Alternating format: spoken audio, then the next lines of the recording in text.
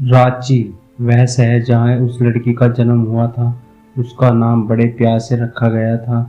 पूजा पर कोई नहीं जानता था वह लड़की अपनी किस्मत में क्या लेकर आई है। जब वह 2 साल की हुई तो कोई भी बात को समझा नहीं करती थी। उसकी माँ हर दिन उस लड़की में परिवर्तन देखा करती थी। वह छोटी सी बच्ची के मुंह से माँ शब्द सुनने के लिए तरसा करती थी, पर उसकी माँ को यह नहीं पता था कि उसकी लड़की में कुछ कमी है। एक दिन अचानक से उस लड़की को दौरे पड़े और वह जमीन में लौटने लगी। यह देखकर उसकी माँ घबरा गई और भागकर डॉक्टर के पास ले गई। डॉक्टर ने चेक किया पर उस लड़की की परेशानी को समझ नहीं पाया। दूसरे डॉक्टर के पास भेज दिया। इसी तरह उसकी माँ ने कई डॉक्टर के पास जाकर अपनी बेटी का इलाज कराने की कोशिश की। सभी डॉक्टर यह बात समझ नहीं पाए कि बेटी को क्या हुआ है। यह लड़की बोल नहीं पाती थी, ना कुछ समझ पाती थी। माँ बड़ी परेशान हो गई। बेचारी घर घर में बर्तन मांजकर और इडली की दुकान लगाकर अपने बेटी का इलाज कराया करती थी, क्योंकि उसका पति निकम्मा था, कोई काम काज नहीं किया करता था। माँ ने हिम्मत नहीं हारी और डॉक्टर के पास ले गई। डॉक्टर बोला, आपकी लड़की पागल है, इसे पागल खाने में भेज दो। माँ गुस्सा कर बोली, डॉक्टर साहब मेरी लड़की पागल नहीं है। और फिर वह वहाँ से घर चली आई। लड़की 4 साल की हुई। उसके स्कूल जाने का समय आ गया था, लेकिन उस लड़की को दौरे पड़ना कभी बंद नहीं हुए। उसे स्कूल में भी दौरे पड़ जाया करते थे। वह जमीन भी लेटने लगी थी। कभी कभी जब वह अपने दिमाग पर काबू नहीं कर पाती थी, उसे अंदर से कई प्रकार की तकलीफ होती थी। उसे स्कूल के बच्चे हमेशा परेशान करते थे। सीधी सादी भोली भाली सी लड़की। उसे क्या पता था कि उसके दिमाग में परेशानी है। हम तो तब हद तो तब हो गई जब एक दिन स्कूल की टीचर ने उसकी माँ को बुलाई और बोली, आपकी लड़की तो पागलों जैसी हरकतें करती है। उसकी माँ बोली, टीचर जी मेरी लड़की पागल नहीं है, वह बस बीमार है। पर स्कूल की टीचर कहाँ मानने वाली थी। उस लड़की को स्कूल से निकाल दिया गया। माँ परेशान रहने लगी।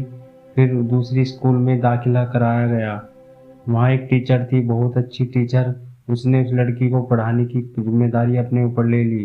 कुछ समय बाद माँ को एक नामी डॉक्टर का पता चला। वह अपनी बच्ची को उस डॉक्टर के पास ले गई। डॉक्टर ने चेक किया और बताया कि आपकी लड़की पागल नहीं है। और बताओ, जिसने इस लड़की को पागल कहा, मैं इसे ठीक करूँगा।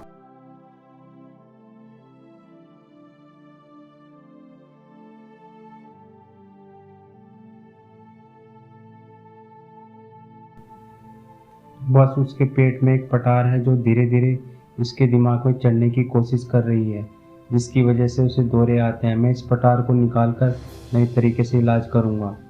डॉक्टर की मेहनत सफल हुई। वह लड़की ठीक हो गई। लेकिन डॉक्टर ने बताया, यह लड़की अपने दिमाग से और अपनी उम्र से 2-3 साल पीछे चलेगी, पर यह जरूर पढ़ेगी और लिखेगी और बोलेगी भी।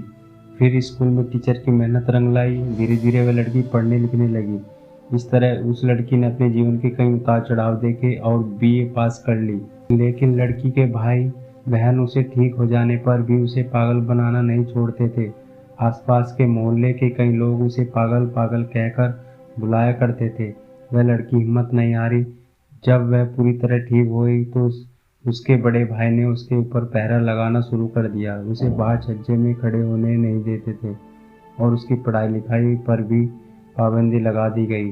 वह लड़की पढ़ना लिखना चाहती थी और आईपीएस अफसर बनना चाहती थी, परंतु उसकी माँ और भाई ने उसकी कोई इच्छा पूरी नहीं की और उसकी शादी कर दी।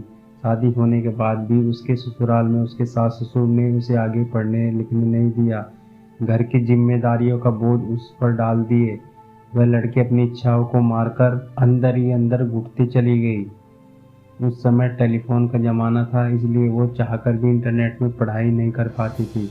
और जब मोबाइल का ज़माना आया तब वह उसकी पढ़ने लिखने की उम्र निकल चुकी थी। फिर भी उसने हिम्मत नहीं हारी। फिर आया फेसबुक। उसने उसके माध्यम से अपनी पहचान बनाने की ठानी। उसे कविता शायरी लेख लिखने का काफ़ी शौक था।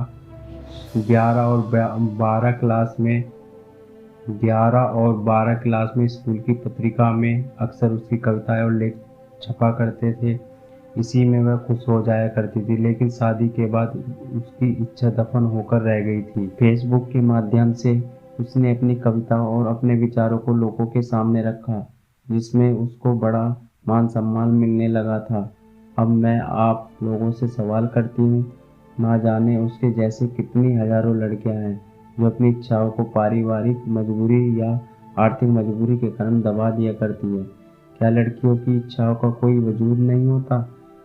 क्या लड़की की इच्छा का इस तरह अंत किया जाना ठीक है? दोस्तों, आपको ये कहानी कैसी लगी कमेंट करके ज़रूर बताएं और चैनल को सब्सक्राइब करना ना भूलें।